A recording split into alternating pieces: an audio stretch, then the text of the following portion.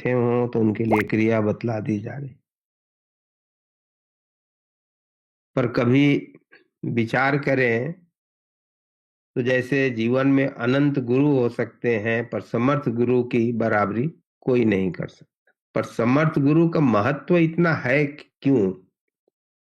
उनके बारे में जैसा कि सुनते हैं, उनके गुण के बारे में तो कभी बखान किया नहीं जा सकता।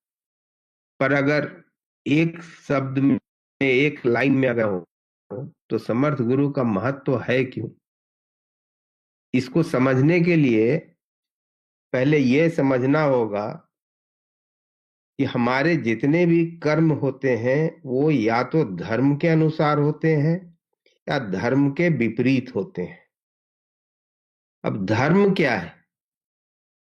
धर्म तो सामाजिक हो सकते हैं, शारीरिक हो सकते हैं, उनको कई भागों में बांटा जा सकता है। पर सबसे बड़ा धर्म है क्या? सबसे बड़ा धर्म है स्वधर्म का पालन। स्वधर्म है क्या?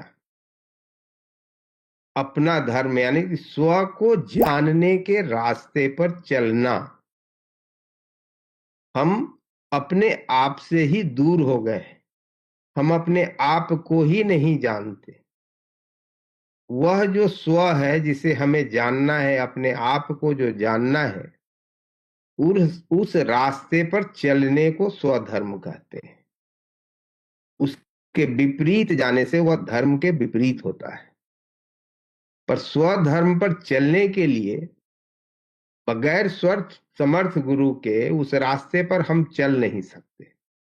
कहते हैं स्वधर्म के खिलाफ कोई भी व्यक्ति, चाहे वह कोई भी हो, अगर उसके खिलाफ चलने के लिए कहे तो उसकी बातें नहीं मानी जानी चाहिए, चाहे वह हमारे जीवन में कितना भी सांसारिक जीवन में महत्व रखता हो। तो वास्तव में स्वधर्म, अपने आप को जानना, उस रास्ते पर चलना, उस मंजिल तक पहुंचना जहां हम अपने आप को जान जाएं, वो सबसे बड़ा धर्म है और उसके विपरीत कभी नहीं चलना चाहिए। और उस पर चलने के लिए जो शक्ति चाहिए होती है, जो ज्ञान चाहिए होती है, जो साधना चाहिए होती है, वह सिर्फ और सिर्फ समर्थ गुरु ही प्रदान कर सकते हैं, वही बता सकते हैं। और इसीलिए वास्तव में समर्थ गुरु का महत्व इतना होता है कि वो हमारे स्वधर्म पर चलने में हमारे मदद करते हैं। और वास्तव में उनकी दया इन छोटी छोटी बातों में नहीं है। उनकी दया वास्तव में वही है कि हमें वह वैसी साधना प्रदान करते हैं, उस साधना पर चलने की शक्ति प्रदान करते हैं जो हमें स्व से मिलाती है, जो हमें अपने आप को जानने में मदद करती है, जो हमें उस स्वधर्म पर चलने में सहायक होती है। क्योंकि उनके बगैर उस रास्ते पर चलना असंभव है। न किसी ने आज तक अपने आप को बगैर समर्थ गुरु के जाना, न कभी जान पाएंगे। तो इसीलिए अपने जीवन की प्रायोरिटी हमें अपने समर्थ गुरु के आदेश को बनाना चाहिए। पहली प्रायोरिटी वही होनी चाहिए, तभी वास्तव में हमारा मनुष्य जीवन सफल होगा।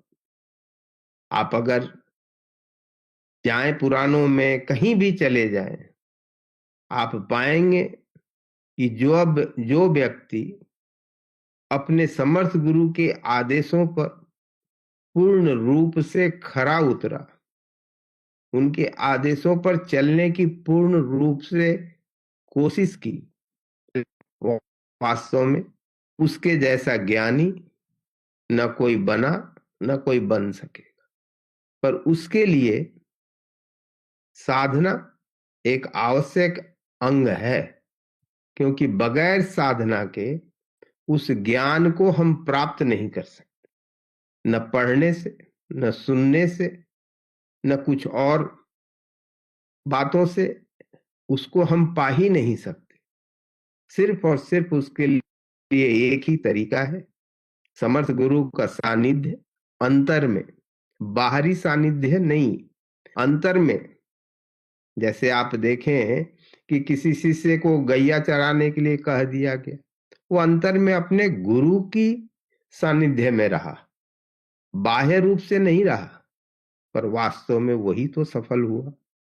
वास्तव में जो लोग अंतर में अपने समर्थ गुरु के सानिध्य में हर समय रहते हैं, वास्तव में वही इस राह पर सफल होते हैं, अपने आप को जान पाते हैं। और जब हम अपने आप को जान जाते हैं, तब वास्तव में उसके बाद न कुछ जानना शेष रह जाता है, न कुछ करना शेष रह जाता है, क्योंकि साधना वहां समाप्त हो जाती है, साधना वहां सिद्ध हो जाती है। हम सब उसी साधना को करने के लिए बैठे हैं।